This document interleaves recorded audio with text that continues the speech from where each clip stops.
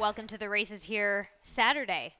So far, a nice, fun, tricky enough card, Keith, that we're going to be diving into. Plenty that happened yesterday, though. Absolutely. Good day on the racetrack, a good day for a trainer and a jockey. Yes. And we're going to touch upon that in the lightning round. Sure. So we'll get to that in the lightning round. But yeah, it was a good day all in all. I mean, we had a couple prices mixed in there, but fairly formful. There was a couple horses I couldn't quite come up with, but Right. I think we caught our best bet late. Savoy, good Yes, you ride. did. Barbosa dove to the inside and got it done. So yeah, this card's a little tricky to me. I think the first four races were, I didn't have a real strong opinion, but I'm going to try to lead you to something, maybe a little bit of value. But let's get right to it. It's a beautiful day Let's out. dive Weather. in. Man, Take a look at what we've got going on outside. Of course, it is. You said it, Keith. Gorgeous. 54 degrees. I think we're going to get close to 60 again. It was like 60 It was couple close. yesterday towards Yes. the end of the day. So, yeah, main track fast. Played pretty fair, I thought, the last couple days. And let's roll. I know we're a couple minutes behind. Let's get to the first. Yes, kicking off that early pick 5 is a claiming 40,000, which is number 1-3, a one-turn mile on the dirt for the 4-year-olds and up. Keith, let's talk about Jolly by Golly, your top selection here in the barn of Hammy Smith, J-Ron Barbosa. Let's take a look at that win last time out on the 29th of December. Yeah, again, don't forget that low takeout. In the early pick 5, we have some monster payouts week in and week out, it seems. But let's talk about Jolly by Golly for a little value shot. I was all over the map in race 1. I said, you know what? I've seen Hammy do this before, get a little confidence, raise a horse up. North Highland comes to mind, who jumped up several buyer points to improve and run a couple good races back to back. But Jolly by Golly, I thought ran really good here. Dropped to 16 7/8 of a mile. Very quick early internals. 3 wide against the grain early. Dropped to the better part of the track around the turn and said, see you later at 7/8 of a mile. I know this step up might be a little bit of a reach. She got some horses coming off at time. A lot of question marks for me. Barron's Legacy looks very good from the inside. Horses that he beat did not come back and do a whole lot, but visually, I like the stride. I like the way he handled that 7/8. I think moving out off a little freshening and a bump up is good. This is the barn. When they reach a little bit, this 50% bump up in class in the tag, 3 for 7, 4 for 7. And that's a small sample, but that's a high percentage with a very good ROI. I think the 1 and the 7 are around.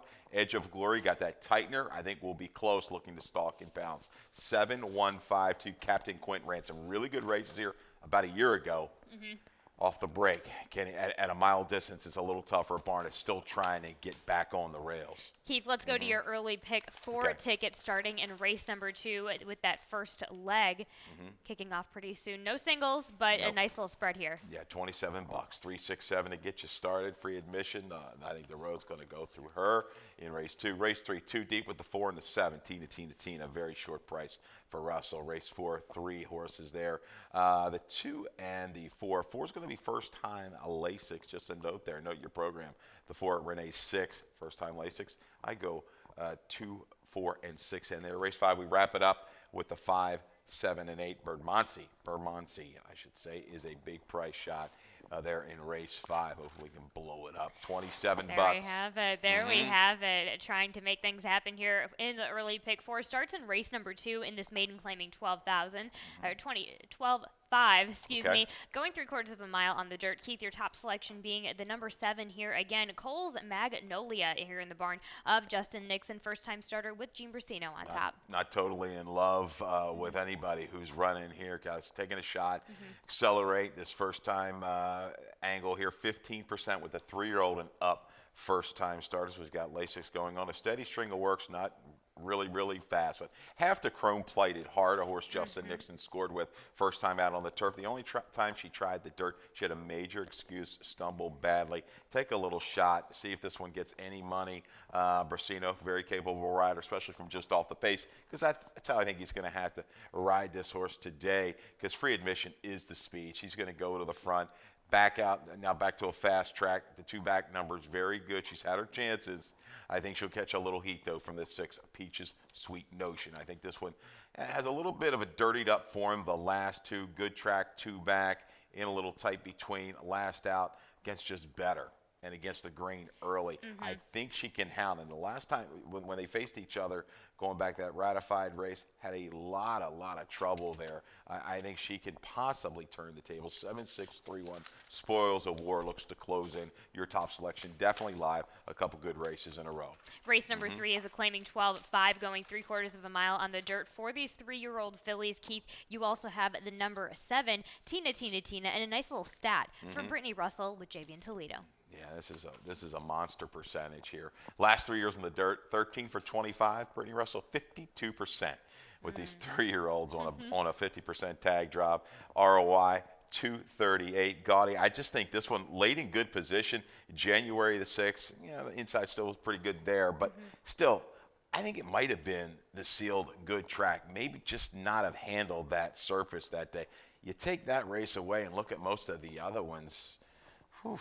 She's close to an omni-fig when you break it down. So Tina sets up shop just outside the pace. She could go. I think you're going to have Honey BB go towards the front, maybe Super Fabulous as well. That percentage, when they attack, they're deadly. I mean, I hate to give out a really short price. So if you're looking for a little bit better price, the Four Flows is interesting. Yep.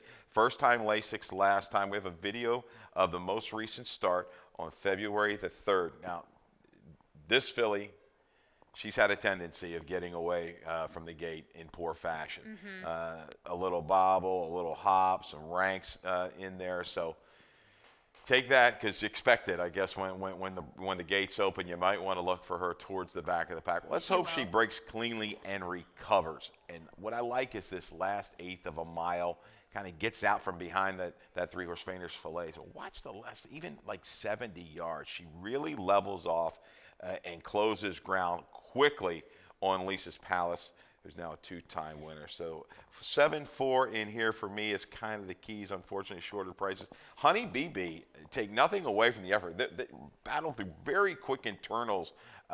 It was the half-mile time in that race was only like a tick off of speediness. And these are 3-year-old fillies. Speediness a 3-year-old boy. But I tell you what, my biggest concern here is both good races were on off track. Can she transfer that to the fast track? If she does, she's going to be dangerous and stay around a long time in race 3. Only one way to find out for race number 3. Race number 4 is a maiden claiming 30,000, 6 furlongs on the dirt for the straight 3-year-old filly. Scratching the 5 first-time starter Stormy Midnight. Keith, you have the number 2 on top. Flag Song Flyin' for Claudia Gonzalez. Jean Aguilar gets the call here today. Nice little Keith Fustel stat. I'll give you 2 today. It's been a while, so there you go. We Don't expect it, but no. Last 3 years in the dirt, Claudia, 13 for 44. 30%, 25 of 44 in the money. Maiden claimers, first off the claim. You get a double whammy of blinkers and Lasix. We talked about Lisa's Palace, now a 2-time winner. Aguilar on. I think the gates open, and we're going to see Flag Song Flying up into the pace, first off the claim here to get it done, hopefully at an okay price. We got 4-1 on the line. Renee 6 out of that race on December 29th. Lisa's Palace race made a big run. Inside was very good on the 29th. Moved up the threat and just couldn't quite continue. Lasix going on. Was not in the early cut, so just make sure you put that note down. First time Lasix for Renee, 6 for Kieran McGee and Martina Rojas. Those two, they always do well when they team up. KK Pop, I think, is going to take a slew of play as well. I think will be part of that flow. Interesting horse coming in from Woodbine. Going to transition synthetic to the main track, where this trainer has done okay. Limited sample over the last couple years, has done all right with a good ROI. Gaudy buyer figures comparatively. The question mark is the surface. 2-4-6-8 for Keith Fustel there in race number 4. Race number 5 is going to be a claiming 5,000, going a mile and an 1/8 for the 4-year-olds and up. Also starts the Rainbow Pick 6. Just taking a quick look-see at my ticket, if we can. A single in race number 8 on the number 6, the Mikey Girales trainee, trying dirt for the first time as well, but super wide race number 9, a slew of talent there. $24 ticket. I will dive into that in the afternoon. Let's get back to business in that race that does kick off the Rainbow Pick 6, claiming 5,000 mile and an 1/8 on the dirt, 4-year-olds and up. Keith, you have the number 7 on top. This is, of course, Bermondsey in the barn of Scotty Wolfendale, and Jean Aguilar gets the call. Yeah. Taking a shot here. This might be a touch of a reach, but you know what? I thought the buyer came back light, 47 light. I thought this horse tried very, very hard against a dropper, Royal Spy, off the claim. Krug looks like the main speed threat. Off of that sprint, Krug, a little fresh, but I think this guy who's run good races going 2 turns in the past up at Delaware against the right kind, why not try to steal away? A lot of these horses, mile and an eighth, they look like they're going to make a move and not quite sustain. Let's get to the front. Let's get brave. Take a shot at a big number on the 7, Bermondsey, for Scott Wolfendale. What about Steel Money for Rudy Sanchez? Solomon, Jamie Rodriguez underneath, just kind of extending this campaign that this one has had. Gets back to a fast track. Looks logical and looks like a horse you can trust to make a steady progression off the pace. Galatians, Cavalry Command. Got to a good part of the track early, worked out, and then just kept on going. I think a mile and an eighth does work for Steel Money. I think you'll see, Rodriguez be able to get this one over a little bit early because just to the inside, Krug and Bermondsey, I think they're much quicker early. So I think he can draft in and be able to save ground. But a mile and an eighth is pushing it for a lot of these horses. Transfer the Funds gets in very light with Christian Maldonado. That's another one I think definitely wants a little more ground. This is the one that really looks like he can just grind, and keep going. So if the pace comes back, look for him to pick up a piece. There if not, win it. Yep. 7-8-5-3 for Keith Fusel there in race number 5, kicking off that Rainbow Pick 6. We will be right back after this commercial break to talk about the rest of Saturday's card, starting with that Jackpot Super High 5 race. Thoroughbred Racing is taking vital steps to make our sports safer. These include the use of independent veterinarians, strict anti-doping and medication controls, and a single national authority empowered to create uniform standards and enforce reforms. With each step, more data is gathered, accountability demanded, and progress made as safety takes the lead. Visit ntra.com/safety for more. Jackpot Super High 5 time here in race number 6 in a maiden claiming 12-5, going 5.5 on the dirt for the straight 3-year-old filly. Scratching the 3, Leave Drama behind. Scratching the 4, Charmin. Keith, you go with the number 8 on top. And G's Fireball. This is in the barn, of course. Jerry Robb, Xavier Perez having a win yesterday. Yeah, Jerry Robb got it back. I think he'll get on track and he's going to fire and maybe string some wins together. G's Fireball, I think, will fall maybe second choice in here, maybe third choice behind Maddie 10. Maddie 10 is going to take all the play with this drop maiden special, the maiden claimer. So that's the one to beat. But I think G's Fireball, they've been patient, waited since November to get this horse on Lasix. I think going back to her first couple races against the right kind of horses, she's got the perfect style because I think Maddie 10's going to have to deal with Cappadocia. Very quick from the inside. Will stretch that one out a little bit. G's Fireball, stalk, outside, a little looping move. We've seen that work here the last couple days. It's fine on this racetrack. So a little bit of a drop in class for G's Fireball. Lasix going on. Patience pays off from just off the pace. 8-6-5-7 for Keith Fusel there in our Jackpot Super High 5 race. Race number 7 is claiming 20,000, going 2 turns, a mile and 16th on the dirt for the straight 3-year-old. Scratching the 6, What a Hard Man Fied Ed. You go with the number 7 and Omar Cumming. Let's go ahead and take a look at 2-back in that last win with Rudy Sanchez Solomon. Yeah, I caught this one at 9-1 this day. That was good. Yeah, you did. Kicked off the day January the 6th on a kind of a slower racetrack. Inside, yeah, good. Got to it off of that debut sprint. Was able to control things and widen with authority here the last eighth of a mile. Just kind of take it in hand and cruised home the final 16th of a mile. Omar Common, I think the main threat from a pace factor might be Derbiness. Surfer, we'll see if they send, but no chance last time out. I thought that was just a reach at Oaklawn Park. Went through pretty quick internals, and the winners were, I think, 8th, 10th, and 11th early. So we'll give a pass. We'll see if the travel took anything out of Omar Common, but I think this one can pop to the front with Cruz today and dictate again. Absolutely. You go with El Delary underneath, Machado, Barbosa.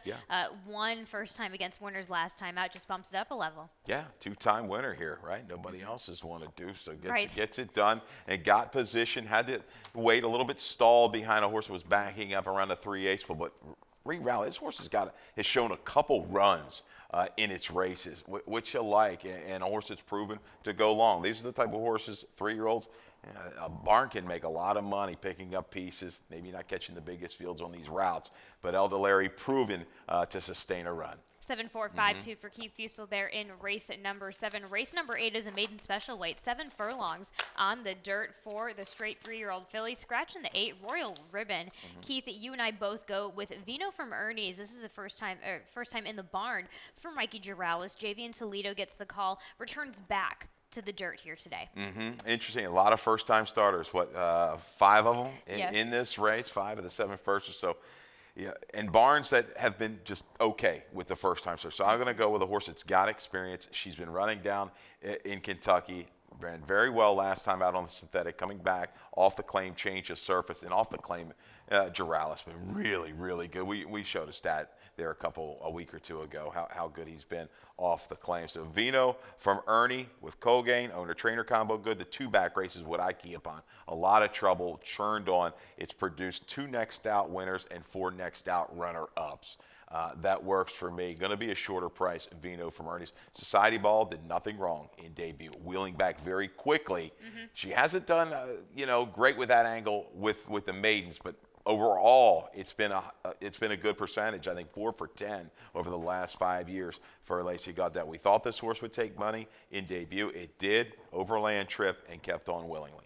There we go, 6524 for Keith Fustel. There I go, 6537 in this race. You also want to touch on the number 2 and the number 4. Vino Dulce, Mike Trombetta, Johan Rosado, and then Profitunity for Diane Marizzi and Xavier Perez. Yeah, the 4 out of a 7-time winning mare. Lots of good ability sprinting for that Marizzi mare. So I think Profitunity has a shot to have the total on that one. Vino Dulce, Trombetta, about 7% with the firsters. Out of a mare, though, that was unraced but produced Fraudulent Charge, a horse, that's what I wanted to touch on. Remember that horse that Lacey Gaudet, I think, was second in the Safely Kept Stakes, strung together a bunch of really good races. So it'd be interesting to see what Vino Dulce brings to the table in debut. There we have it, 6524 for Keith Fustel there in race number 8. As I mentioned, I go 6537. Race number 9, we do go in that allowance optional 40, going 3/4 of a mile on the dirt for the girls 4 and up. Scratching the 1 Golden Can. Keith, you have the number 7 Simply Stated on top for Mike Trombetta, Victor Carrasco. Let's take a look at that effort 2-back on the 17th of December. This horse, I'm sorry, we're going to go to the most recent, right? The 14th. I'm sorry, Callie. Oh, my bad. That's okay. No. Hopped a little bit at the break from down inside, and it's just kind of a brutal go from here. Jock's going to send up inside, showing that burst of speed. Then it's a couple taps of the brakes, a check and a steady down into the turn. This horse gets started and stopped a few times. Lady Zeta on the lead. Super Renee out of this race. So a lot of familiar faces today in race 9. But Simply Stated, after all of that trouble, you see, kind of angled out about 5 to 6 wide. And I thought, made a pretty gutsy run here past mid-stretch. Just to flatten out ever so slightly. My Flicker, red hot horse, and gets it done. So Simply Stated, it's a horse that was sold a few races back. When you look at the page, off of that race, that win, Empire Pass, that horse came back to run like a 92. She needs the break. I think Lady Zeta gets a real assist with a scratch of Golden Can. It looked like a really big speed threat. I know Super Renee can keep her occupied outside, but I think Simply Stated with a great break. You'll see a trip like Heldish yesterday, prompting, maybe get the lead and maybe hold on late. I like that take on this one, absolutely, and especially if she attains that morning line price that she's going to be getting. You also go with the number 5 underneath anonymously, also a horse who didn't have the best start last time out for Corrales and Chavez. And you look, she's run twice on the wet track, no good, 52, and a major excuse. In tight at the start, 4 deep against the grain on the 28th. Back to a fast track. They keep this one right here. Has already won the 2 other than, therefore in for the tag today. Chavez will set up shop, I think, just down inside, working an inside-out trip. A lot of these horses, very tough to kind of split. They're very close. Super Renee, Super Renee's going to attend that pace and stay around. She's shown a lot of heart for Kieran. Lady Zeta, as I talked about, she took a ton of heat and gave way ever so grudgingly late. Deeds of Love on the improve with Forest Boys here today for Ned Aller. That's another one. She's going to make that settle, make that run from off the pace. A good race, highly competitive race, race number 9. Take a shot at a price with the 7 Simply Stated. That was a great way to attack our feature race of the day, 47583 for Keith Fustel there. And in our finale here for Saturday, maiden claiming 30,000, going 3/4 of a mile on the dirt. Keith, you go with the number 4 on top in Second Wave. This is in the barn of Diane Marizzi, Xavier Perez. Second time start, first in the barn for Diane. Been a while, hasn't been seen since April off of that debut. Pretty sharp speed at Tampa. Revamp comes back here, protected with the waiver, so not in for the tag because of the date. Gets to the front again, I think, against this group. I think this horse can go a long, long way. Comes in with just a slew of sharp works. So I expect this one to be on the front end and still could hold an okay price in the nightcap. I think Army Cadet is a shot to use at a price. Just completely tossed the last. The blinkers going on. A good buyer figure on the go back in September behind Austin from Boston. Yeah. That was in sharp form. I think a stalk and pounce kind of move there.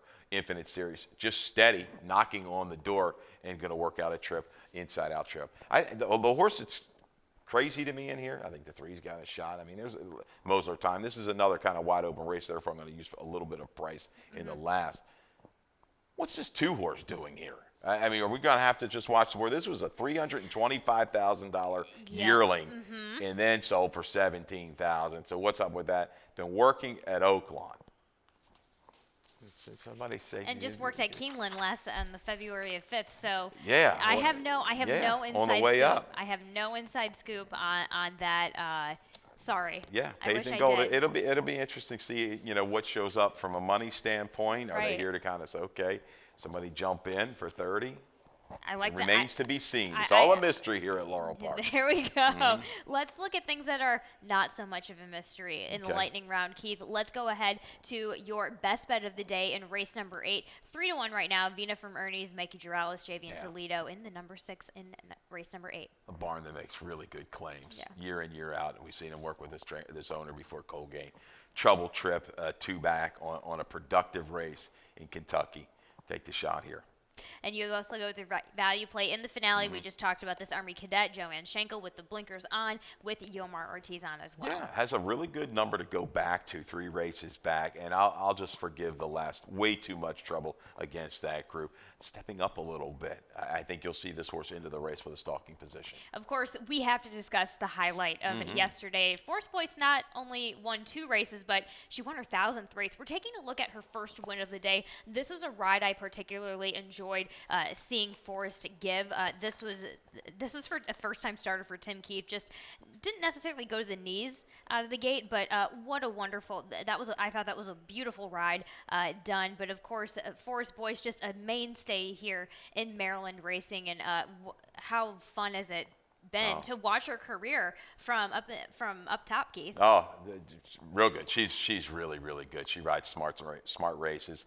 I could talk about, you got her agent. They've been together, Shug, Jay Burtis, for a long time, and one for great outfits. And listen, it doesn't matter, dirt, turf, whatever. She can ride. A lot of riders coming up can learn, and she just rarely makes a mistake in a race, and that's what you love, and that she uses that to her advantage. She's got a lot up here, a lot in here, and she gets it done. So congrats. And I thought the 1,000th win was prototypical Forrest Boyce ride. Sit chilly, let the other ones do the damage, work that inside-out trip, and come with that progression to get it done. So congrats to Forrest, to Shug, and everybody involved there, all the trainers that have been a part of it, and the owners with this great accomplishment. We've all certainly had a fun time watching her make it to 1,000, but what's great is that there's more to come from Forrest, especially coming up in 2024. She's had a good season so far, so here's to Forrest just keeping it up here and just giving us a good show here, and we're going to take it to Dave Rodman for some more changes and scratches. All right, good luck, and